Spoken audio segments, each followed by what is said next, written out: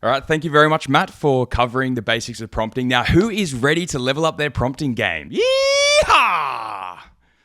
All right, so in this second module, we'll be covering how do you structure your prompts and how do you provide really rich context so that you can get AI to actually do what you want. So the learning objectives of this module are going to be, first of all, how do you apply the thing called context engineering to give the AI the right background on you and what you're doing? How do you use examples so that you can actually prime the AI to do the work at the quality that you want it to? And how do you actually leverage frameworks to get a very different type of response from the AI, a more structured response? Because the biggest thing that I've learned after prompting for 3 years is that the more structure and the more context that you give the AI, the better your results are going to be. Now today, in 2025, context is king. It is everything. These AI models have gotten so powerful and they've gotten much better at dealing with large amounts of context over the years. And so rather than thinking, how do I prompt AI? You should try to change your mental model to how do I figure out what context the AI actually needs to do the task very well.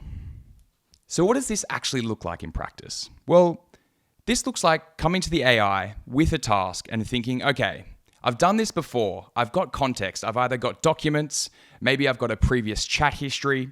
I know I've got background details somewhere in a Slack channel. And I know that this information, if the AI has it, even if I just throw it into the context window, if I do that, it's going to give a much more relevant answer.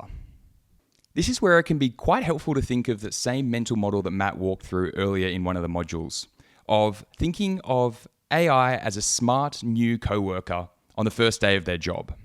This coworker is obviously intelligent, but you need to give it direction. You need to give it the right information so that they can know how to do the task. If you provide too little context, you'll probably end up with, those very generic, boring outputs that everyone experiences.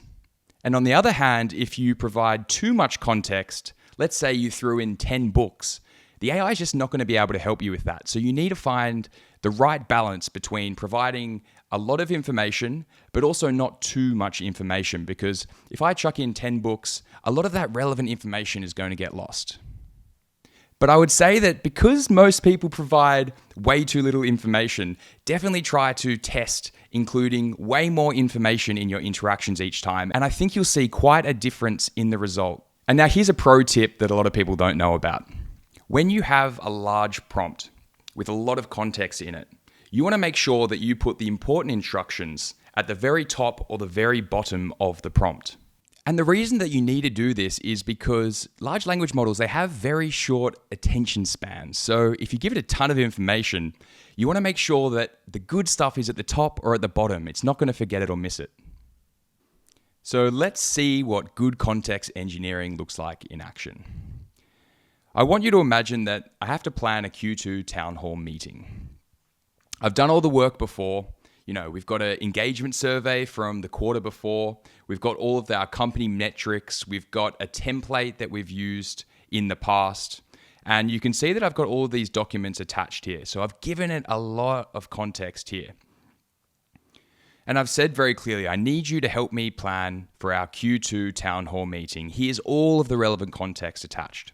So you can see here that what I've done is I've very clearly explained what documents I've provided, like company town hall template, the Q1 town hall feedback survey results.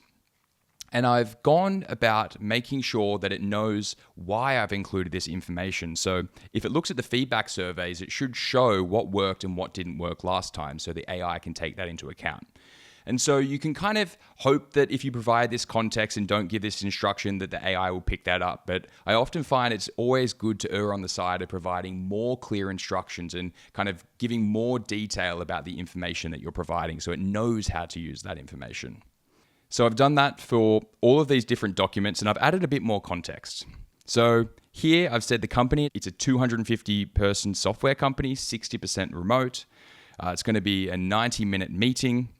It's going to be hybrid. And I've included at the end here that the most important instruction is essentially the task description. So because I've given it so much context, remember how I said that it's very, very important to include the most important information at the end and the beginning. So here I've included the task at the end. while also kind of including a bit of a priming of the task at the beginning. So I've said here, create a detailed run of show document that I can share with presenters. I want to include the specific timing, the transitions, and the key talking points based on the attached documents. So now if I click enter, this should give me a very, very good response because I've given it all the information that it needs.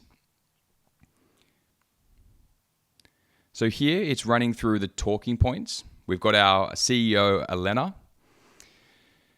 We've also got the COO presenting of what we promised last time.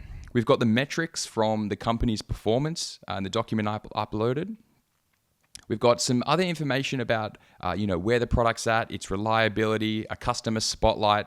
And so all of this is following from previous templates, but it's also trying to act on what's worked in the past and what hasn't worked in the past. And you can see here that you can actually see where it gets this information, so you can link it to the source, which is really, really cool that ChatGPT does this.